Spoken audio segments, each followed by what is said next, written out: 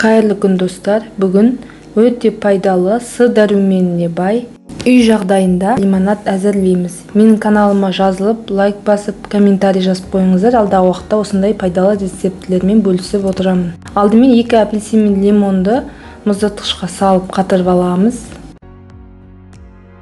Лаж болса, мұздатқышқа түнге қалдырғандарыңыз жөн.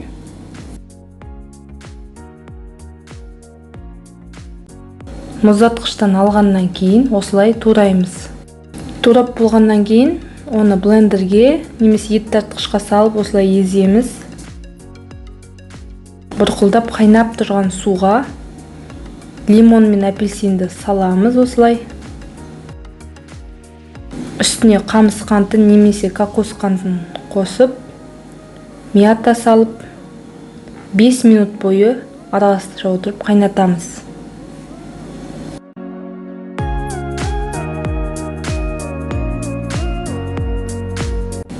Лимонадты ыстық күйінде осылай сүзекіден өткізіп аламыз.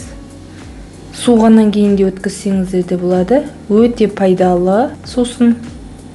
Осылай үй жағдайында лимонад жасап әзірлеңіздер. С дәруменіне бай, өте пайдалы. Ақшаңызды да үнемдейсіздер. Менің каналыма жазылып қойыңыздар. Алдағы уақытта осындай пайдалы рецепттермен бөлісіп отырамын.